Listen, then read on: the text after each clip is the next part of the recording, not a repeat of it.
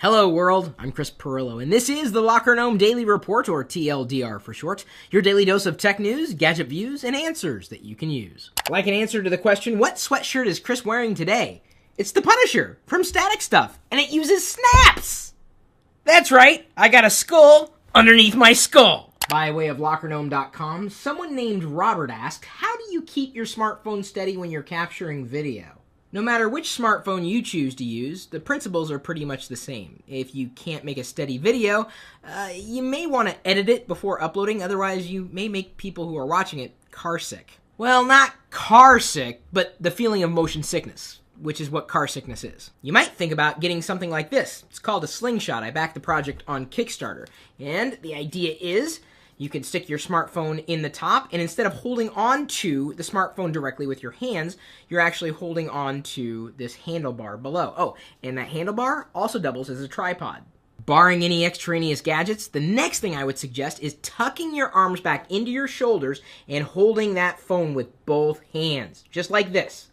And the reason why is because if you extend your arms, you're potentially introducing a greater amount of shake. And please, for the love of God, don't hold your phone in a vertical position when you're recording video. Joshua Henderson submitted this question on LockerGnome.com. Is Windows 8 on a desktop good for productivity? I've got Windows 8 running on this Lenovo Yoga, and I accidentally rearranged an icon there. Oops.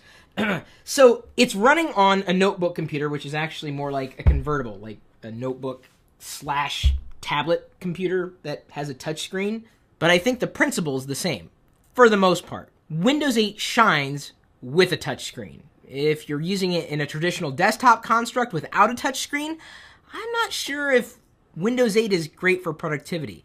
If only because a lot of these applications run full screen and only run full screen, at least the newer Windows applications. I'm not saying that the Cheeseburger app is for productivity, but I think you know what I'm saying. Yes, you can run split screen between two applications, but managing just two applications at one time, I wouldn't say that's great for productivity either. If you're planning on operating 99% of the time on the traditional desktop, I'd say Windows 8 certainly does okay for productivity, but no better than Windows 7 does. So at which point you have to ask yourself, why would you upgrade to Windows 8? Unless, of course, that system actually comes with Windows 8, in which case you really have little choice. Joshua here has been running Windows 7 on his desktop. This is the PC in question. And even though I know some of you have seen performance gains in running Windows 8 on a system that was already running Windows 7, I just don't know if it's worth the money to upgrade. Even when Microsoft was making it relatively affordable to upgrade to Windows 8, I still don't know if that was affordable enough. Windows 8 really only shines on PCs like these. And even though Windows 8 does run on many PCs, that doesn't mean that it's always going to run optimally. Because I know many users have been very frustrated with what Microsoft decided to do, including myself. That does not mean that Windows 8 is horrible. It just means that you gotta figure out how it works for you. Call me an old fuddy-duddy, but I'd rather not touch my desktop screen. And I prefer multiple windows, especially when I'm dealing with dual 30-inchers. Have you seen a full-screen app run on a gigantic monitor? It just looks like an awful lot of wasted space. Usually, running a full-screen app can be a waste of space, unless you're talking about games. But we're not talking about games here. We're talking about productivity, in which case I would say full screen can sometimes be a little frustrating, specifically in a traditional desktop computing environment. You want to give me money? Cool, because I take PayPal. I don't know if you guys knew, but you can order these PayPal Here gadgets, which will pop into your smartphone. If I can pop this out of the packaging.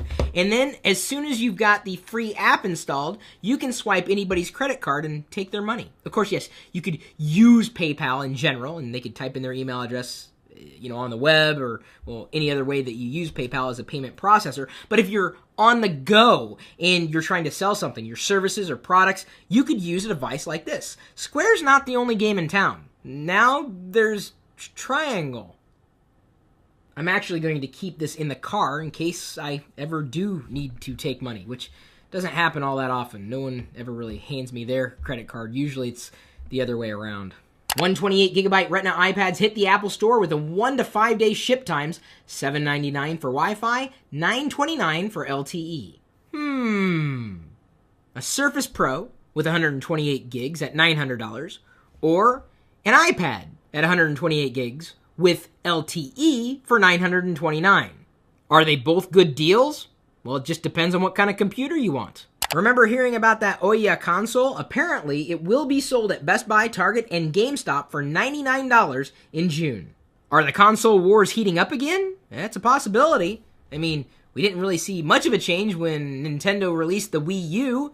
You want to talk about a disappointment. I didn't want to buy one, if only because I saw the sluggish performance of the touchscreen. Oh, bad. Maybe they'll fix it. In fact, I think they're working on a fix right now. I hope they're working on a fix. Dell in $24 billion deal to go private. Count me as one of those who thinks this is a very good deal. I mean, for Michael Dell, certainly. And I think he's the right guy to do it.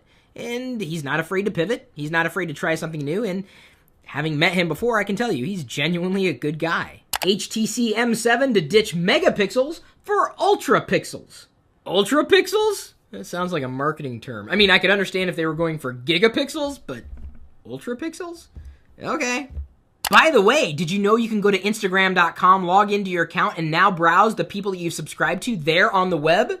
So you don't need an app anymore. And you can follow me on Instagram. I hope you're already doing that, even though I have not uploaded a photo yet today. Open source Death Star hits Kickstarter. Yeah. Good luck with that. Amazon set to launch virtual currency for Kindle Fire app purchases. You gotta be kidding me. Well, I guess it makes sense for Amazon. I believe this is in direct response to what Facebook is doing in enabling you to buy gift cards from other vendors through Facebook. It's just that I don't think other stores really care to give Amazon more power than they've already given them, if they've given them any power at all. And mind you, I love Amazon. I mean, love Amazon. I shop there all the time. My wish list is on Amazon. I don't like the hardware that they produce, but I still like Amazon. BlackBerry Z10 off to a better start than the Lumia 920. What does that mean? Didn't take much. I'm not taking anything away from the Lumia 920. I still have yet to use one. I want to use one. In fact, I've been asking for your recommendations about Windows Phone 8 apps that I could try on mine. I mean on my Windows Phone 8X, because I don't have a Lumia 920.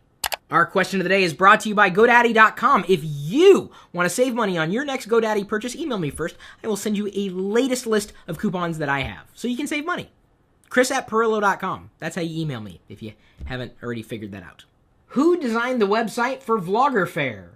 I haven't said much about it to this point, but I am going to be hosting this event up here in Seattle, June 6th through June 8th, 2013. That's this summer. And it's going to be all about the vlogger, because my Pirillo vlogs have shown me that, wow, it's kind of fun, and you meet some rather amazing people, so I figured, why not bring them all together?